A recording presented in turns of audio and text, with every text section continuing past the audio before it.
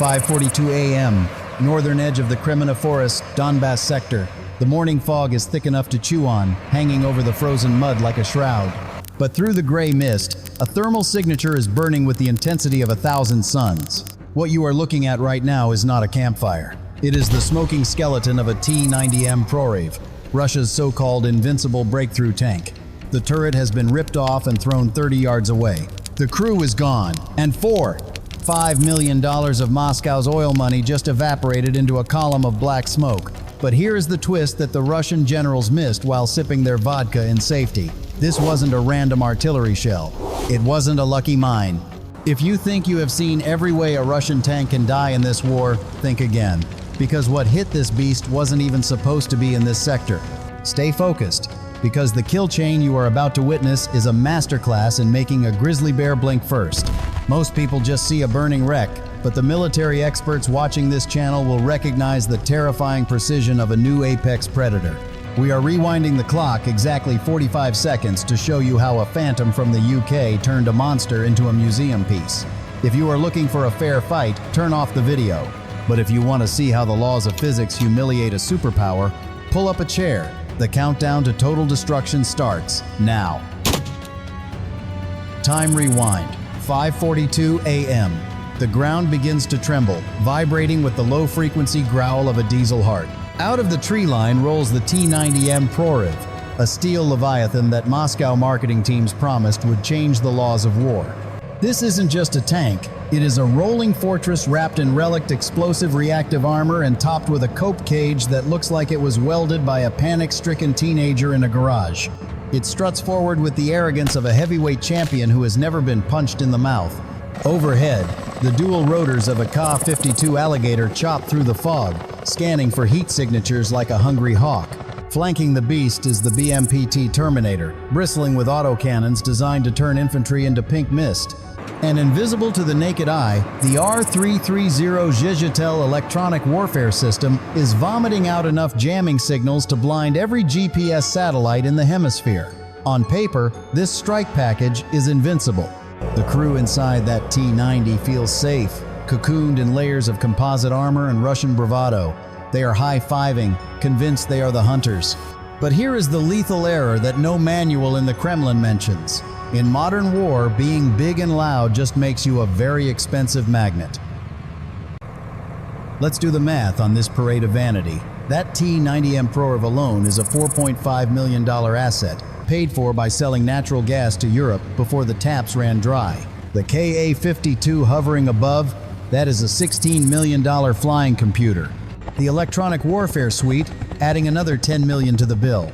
All in, we are looking at a rolling portfolio of over $30 million sitting on a muddy road in Donbass. That is more than the GDP of some small island nations, concentrated in a space smaller than a basketball court.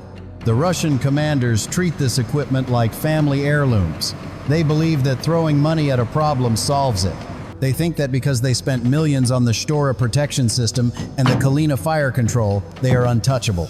But stay with me, because there is a fundamental rule of economics that applies to warfare. The market corrects bad investments. And right now, the market is a Ukrainian operator hiding in a bush, about to prove that 1 billion rubles can burn just as fast as a pile of dry leaves.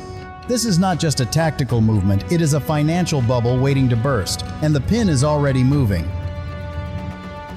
5:44 a.m. The trap springs with a hum, not a bang. Ukraine doesn't rush to punch the bully. They tie his shoelaces first. The radar screens inside the Russian R-330 Zhizhitel suddenly scream, "Vampire, vampire!" lighting up like a Christmas tree. To the panicked operators, it looks like a full NATO air raid. But here is the humiliating catch. This is the Pizza Box Air Force.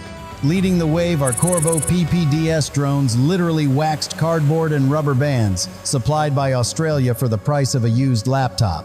Amplified by the electronic ghosts of an ADM-160 Mal decoy, they look like legitimate threats on radar. The psychological effect is instant. The Ka-52 Alligator pilot, adrenaline dumping into his system, swings his nose around. The BMP-T Terminator's turret spins wildly. If you were the commander, would you verify? No, you panic. The Ka-52 unleashes its 30mm cannon. Bird, He just spent $5,000 in ammo to shred a $500 cardboard box. The BMPT wastes missiles on ghosts. They think they are repelling an invasion, but they are just emptying their magazines at an arts and crafts project. But wait, here is the lethal error. As the Russian defensive fire reaches its peak, the reload window opens. The GTEL system overheats. The gap is wide open. Stay focused, because the Wild Hornets are entering the chat. Suddenly, the low buzz of cardboard is replaced by the high-pitched scream of racing motors. A swarm of FPV drones, strapped with RPG warheads, dives from the tree line's dead zones. These aren't decoys. These are the teeth. They don't aim for the thick front armor. One drone dives directly into the rear engine deck of the T-90M crack. Another slams into the drive sprocket. The relict ERA tiles explode, stopping the shaped charge but shattering the track pins. The 48-ton breakthrough tank lurches left and grinds to a halt.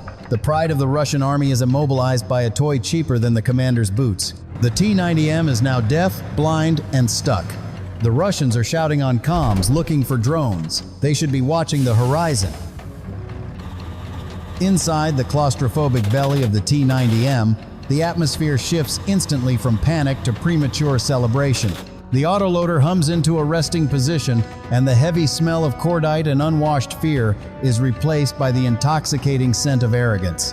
The tank commander, peering through his periscope at the smoking debris of the cardboard drones, keys his mic with a laugh. Mosquitoes swatted, Western junk neutralized.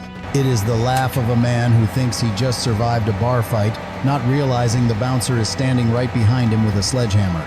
If you listen to the intercepted radio chatter from that morning, it is almost tragic in its stupidity. They are congratulating themselves on wasting their entire ready rack of ammunition on targets that cost less than a used iPhone. The KA-52 pilot, convinced the airspace is clear, radios sector secure, and banks his $16 million bird away from the zone to refuel. This is the fatal error. The guard dog just left the yard because it thought the mailman was gone. The BMPT Terminator crew pops the hatch for fresh air, lighting cigarettes with trembling hands, high-fiving each other as if they just took Berlin. But here is the twist that makes this mission a masterclass in psychological warfare.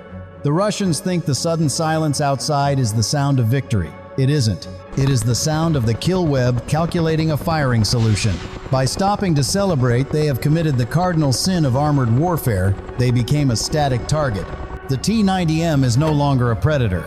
It is a 48-ton paperweight sitting on a GPS coordinate that has just been uploaded to a digital grid.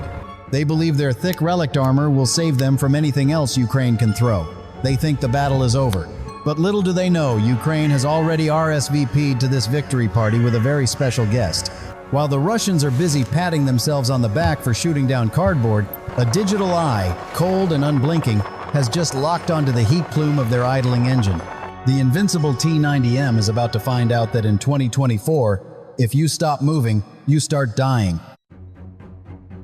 5:45 a.m. While the Russian crew is busy celebrating their victory against cardboard boxes, deep in the heavy timber 2,500 yards to the west, the real monster wakes up. The leaves rustle as a massive shape shifts in the shadows. This isn't the old Challenger 2 that has served faithfully for decades. No, what rolls out of the camouflage netting is something far deadlier. A prototype beast that Moscow's intelligence didn't even know was in the zip code. This is the Challenger 3. Gone is the old rifled barrel that required a 3-piece ammunition set. In its place sits the Rheinmetall 120mm L55, A1 high-pressure smoothbore gun, the NATO standard for absolute deletion. If you ask why the British sent their newest toy to a muddy forest in Ukraine, I'll tell you an unbelievable military secret. The T-90M isn't a threat to this tank, it is a test subject. Inside the Challenger 3, the atmosphere is surgical. There is no panic, no screaming. The gunner looks at his digital display, which is currently feeding him a high-definition thermal image of the T-90M's exposed turret side. The Russian tank, immobilized and steaming, glows on the screen like a neon sign in a dark alley. Target identified. Range, 2,300 meters. Stationary. The fire control computer does the math in a nanosecond. It calculates wind speed, humidity, the curvature of the Earth, and even the propellant temperature. The crosshairs drift smoothly and lock onto the sweet spot, right between the T-90's turret ring and the ammunition carousel. Stay focused, because how this ends is a masterclass in kinetic energy. The Russian commander is probably reaching for his radio to report a successful defense. He has exactly 4 seconds left to live. Fire. The command is whispered, not shouted. Boom! The ground around the Challenger 3 erupts as the L-55A1 cannon spits fire. A kinetic energy penetrator, a long, slender dart made of super-dense tungsten, exits the barrel at over 5,700 feet per second. That is Mach 5.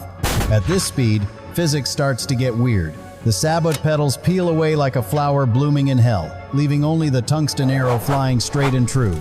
It crosses the 2-kilometer gap faster than you can blink. There is no explosive warhead on this dart. It doesn't need one. It carries so much kinetic energy that it hits with the force of a freight train concentrated into the tip of a needle. But here is the twist that makes this shot legendary. The Trophy Active Protection System, APS, on the Challenger didn't even have to turn on. The T-90M sensors are looking for slow-moving missiles. They are blind to a hypersonic dart of heavy metal. The Russian tank is a $4.5 million balloon, and the needle is 1 millisecond away. Stay tuned, because the physics of destruction in the next breath is about to change the map of the Donbass forever. The impact is not just a collision, it is a physics experiment gone violent. The tungsten dart slams into the side of the T-90M at Mach 5. The relic DRA tiles detonate instantly, trying to snap the penetrator in half. But the British engineering is too fast and too dense. The dart ignores the explosive reaction. It punches through the ERA, shears through the composite armor, and enters the crew compartment like a divinely angry ghost. Don't blink, because the next millisecond is where biology ends and thermodynamics begins. Inside the tank, the kinetic energy is converted instantly into heat and pressure. The tungsten rod doesn't just poke a hole. It creates a spray of molten metal spalling that turns the interior of the tank into a superheated blender. But here is the catch that makes Russian tank design a lethal joke: the autoloader. Right beneath the crew's feet sits a carousel packed with high explosive shells. It is the Achilles heel that Moscow has never fixed. The white-hot fragments of the penetrator dive straight into this propellant storage. Whoosh! It's not an explosion, it's a volcanic eruption. The propellant charges ignite simultaneously. The pressure inside the hull spikes to levels that physics cannot contain. The hatches weld shut, the air turns into plasma. And then, we see the signature move of the Russian armored core, the turret toss. Unable to contain the expanding gas, the 18-ton turret is ripped from the hull with the violence of a popped champagne cork. It flies 50 feet into the air, spinning gracefully against the gray dawn sky, a maneuver internet culture cruelly calls the Cosmonaut Challenge. For a brief, beautiful second, the $4.5 million turret hangs suspended in the air, a flaming tombstone, before crashing down into the mud with a bone-shaking thud. The chassis continues to burn with the fury of a blast furnace, cooking off the remaining ammunition in a rhythm of secondary explosions. Pop, pop, boom, the breakthrough tank has been broken. The invincible armor is now just a pile of scrap metal waiting for a tow truck that will never come. The Challenger 3 crew watches the thermal bloom on their screen, confirms the kill, and simply backs away into the shadows. No celebration, just business. Here is the brutal truth of modern war. It is always a battle between marketing and math. Russia sells the world a story about invincible armor and scary specs on paper. But Ukraine brings a calculator to the battlefield. Let's look at the receipt for this morning's disaster. Russia just lost a premier T-90M worth $4.5 million, plus the operational costs of the air support and the wasted missiles. Total bill? Easily over $5 million gone in 45 seconds. Ukraine's cost? A handful of cardboard drones, $3,000, a swarm of FPVs, $5,000, and one single 120mm sabot, round $9,000. Total investment, less than the price of a used Honda Civic. That is a return on investment, ROI, of nearly 29.0%. That is a profit margin that would make a Wall Street hedge fund manager weep with joy. Why use a tank to duel when you can use a $500 toy to blind it and a sniper shot to finish it? The T-90M isn't a terrible tank, but it is fighting in an obsolete ecosystem. It is a dinosaur staring at a meteor. Conversely, the Challenger 3 isn't just a tank. It is a node in a kill web. In this war, invincibility is a lie. Only survivability is real. And this morning, the scoreboard reads, British tech and Ukrainian brains, 1. Russian myth, 0. In the era of drones and AI, your tank is either a smart fortress or an expensive coffin. The T-90M just chose the second option. So, I have a question for the armchair generals in the comments. If you were the Minister of Defense and had $5 million, would you buy 1 Russian tank or 5,000 Ukrainian drones? Let me know your pick below, and stay tuned for the next masterclass in demolition.